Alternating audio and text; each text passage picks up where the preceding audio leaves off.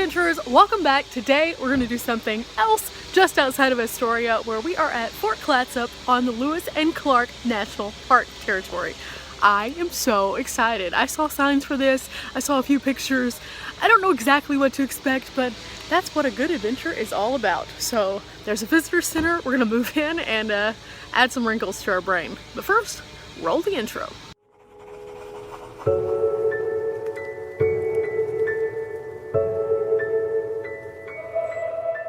Okay guys, we picked up our map and we used our park pass. Park pass is coming in handy so much. Otherwise, it is $7 per person.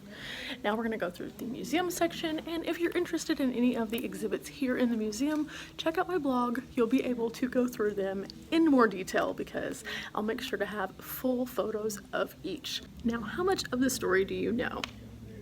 Yeah, a lot of people don't know very much. So all of this museum is going to tell us all the little details that we might not be aware of. We start right off after we come in with the display of York. York was the only black man who actually made the expedition with Lewis and Clark. And though he was considered to be a slave, it's commonly thought that he was more of a friend than a slave. So this is what he might have worn along the way. Now, at the time of Lewis and Clark, the United States owned this portion of what we now know. They had just purchased the Louisiana Purchase to double the size, as you can see.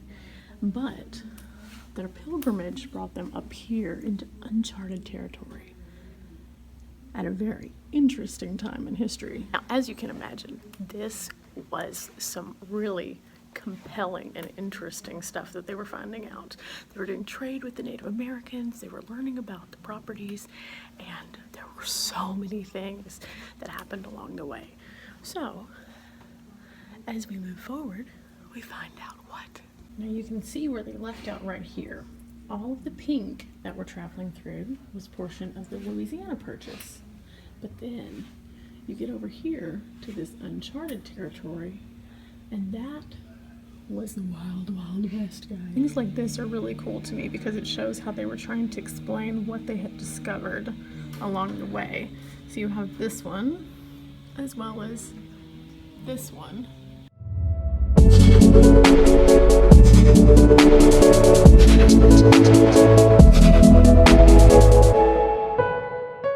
Pretty cool that along this wall right here they have the illustration of how they used to carve out the vessels for which they would then float in, so like the little canoes.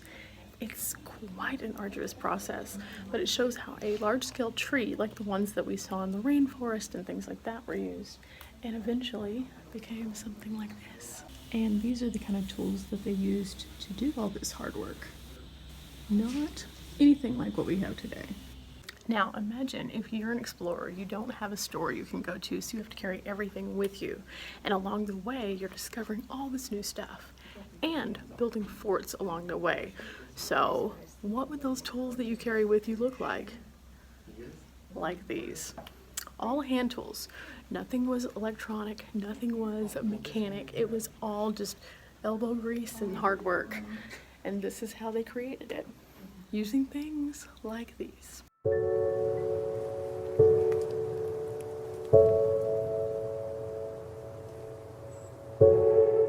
Now again, imagine that you're traveling across the country where there are no stores and there's also no sporting goods areas. How are you going to defend yourself? How are you going to hunt? What are you going to do along the way to keep yourself safe? You're going to carry your guns with you, and you're going to have to be able to press out your own ammunition. So they have all of these different tools that they had to carry just to make the journey. Not counting, they had to be clothed, they had to, build these things along the way. They had to discover and document everything. And believe it or not, there were tons of things that were undocumented before this trip. Tons. There's a video going. Let's go check it out. The video we just watched was so insightful, and I'm glad we sat in on it. It was one of the longer videos that I've seen at one of the national sites, about 30 minutes, but so insightful. So apparently the original Lewis and Clark expedition was a group of hand-selected special forces, if you will, kind of guys. They were specially trained, very good at what they did, and there was only about 1 in 100 who were selected. That's insane. So it's pretty interesting to sit through the videos and find out more. I just learned about the entire expedition, and now some of the other subsites that we've seen along the way kind of make a little bit more sense. Why didn't somebody else have this video? Onward we go though, toward the fort. This was the final location along the Lewis and Clark expedition. A few other things before we get to the fort. This fort was constructed as a place to get out of the elements and be able to settle in before heading back. There were countless hours spent at this place reanalyzing all of the data, charting the maps, and really perfecting everything before they headed back to what they then called the States, which was actually more of the East Coast. They were so excited to have found the Pacific Ocean. They have a salt works, all sorts of cool stuff that relate to this area, but it was a long and tedious task to get here. So for several months, they called this home. Okay guys, so this is it.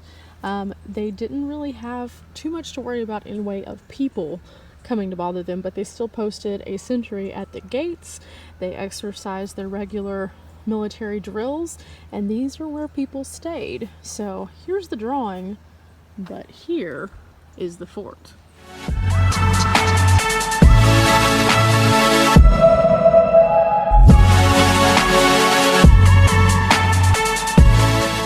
Now, in comparison to forts of today or military bases of today, this is tiny.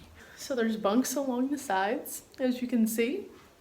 There is a loft up top where they could put different supplies, and there is a fire area right here so they could keep warm.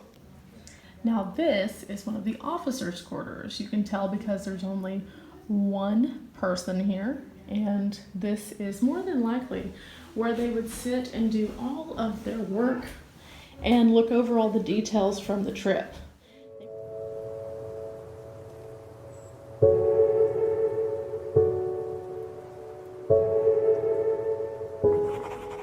Let's go see what's in here now. This looks like another bunk, slightly larger. And this one has a common table in here. That's kind of nice.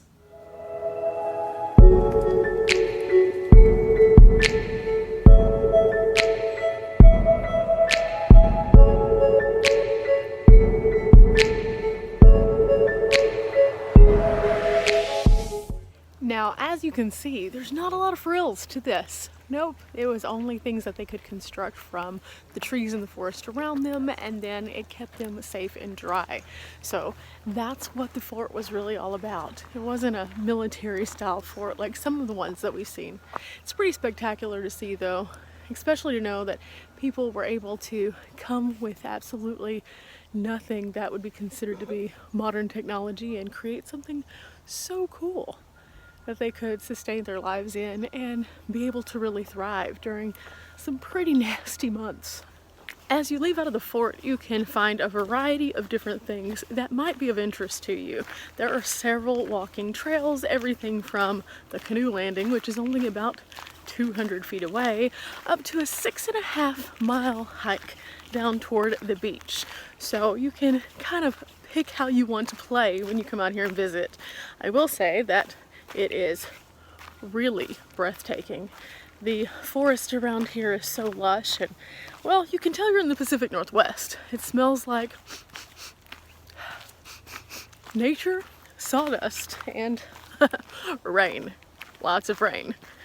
I can easily see how they would have wanted to find a nice little place to keep a little bit more cozy during those frigid months. And that would kind of give them a reset. But in that time, they were able to hunt and source food from around them. Along their big journey, they were able to find all of these cool things that nobody really had named, nor had they been reported. And they sent back and took back so many different things that a lot of the things that we know today came from that expedition. It's pretty amazing to know that, like, I road trip and I love it, but they were the original OGs of road tripping. Like, They just did it big, guys. I am just so constantly blown away while I'm in this area. I mean, it's like this in other areas too. I find different things that just like, woo, the light bulb goes off. But I mean, the root systems, the moss, the sheer height of the trees around us. It's like a different planet from Texas, completely. And that's why I love it. It's a huge discovery. So even though they discovered it first, and even though people have come out here and done all sorts of cool stuff with it, it's the very first time I get to discover it, and I am so impressed. I can only imagine that I probably would have been really afraid though before other people. Yet these guys were out here just, Look guys, it's another one of those big Pacific Northwest mushrooms that, yeah. Nope.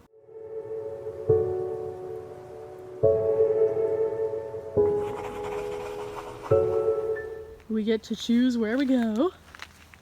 I think that we'll continue going down the river trail for just a little bit further. Yeah. Yeah, I think so.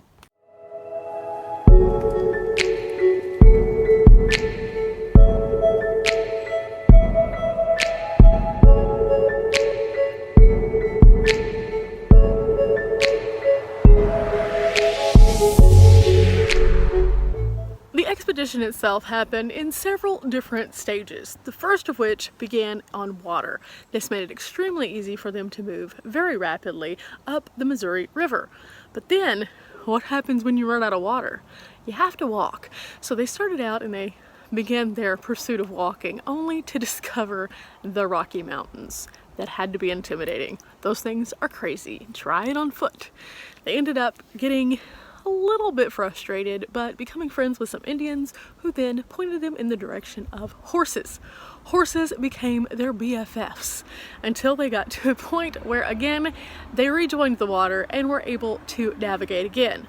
But they had to create new vessels to do that because, well, clearly their vessels couldn't go over the Rocky Mountains. They couldn't just pack them up like one of those inflatable kayaks. Nope, they had to create new ones. So they hollowed out logs using that method that I showed you before, and also through fire, and actually made the remainder of the trip in that method, resulting in a landing of somewhere around this area.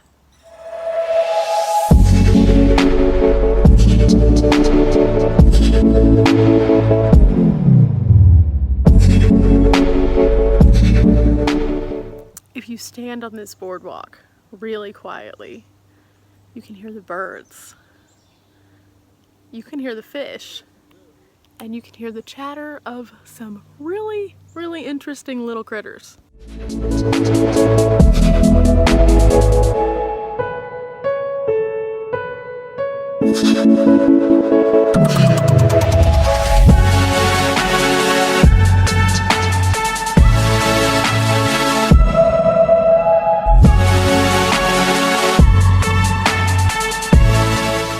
Now, as you can see by the signs that are all along this trail, it kind of gives you an idea as to how far the next checkpoint is. So you can kind of get an idea as to how far you've also gone without looking at your step monitor, which is great. I don't think that we're going to go to the next viewpoint. I think instead we're going to head off back toward the visitor center because there's one other thing I wanted to check out.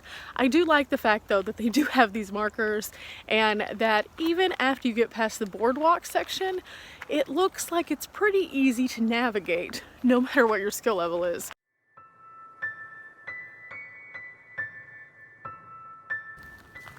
I also like that they do these around here. They tell you about the vegetation that you could be looking at. That is awesome because a lot of people who come here don't have the same plants near them. So we can see that this is what it looks like, and then this is what it looks like. This is your Lewis and Clark challenge from me. Okay guys? So Lewis and Clark found and documented all of these things they had never seen before and reported back to Washington and all of the other states about their findings, right? So I want you to go find something that you might not have ever seen. Or if you had seen it, you don't really know anything about it. Take a picture of it. Go find out more about it. Go research just one item. I think that's a great way for us to start. Sure, we can't go discover a whole new world, but we can definitely discover what's in our backyard and learn a little bit more about it. I'm going to give you an example. I picked up this on the trail. Well, we all know it's a little pine cone, but it's shaped differently. And I took a picture of it because I want to find out why it's shaped differently than the cones that I've seen back at my home. See, it's that easy, guys. This is our challenge. Go find something.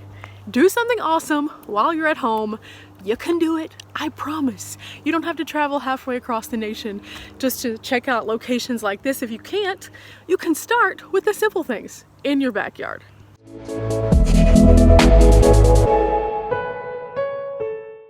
Okay, I found it, guys. Just after you come back through the fort, if you go out the opposite side, you come upon this little area over here that I think is really cool. And they actually do some different demos during the school year and things like that for kiddos, but also on special weekends. See, there is seating for people to sit out here and observe all of the goodness.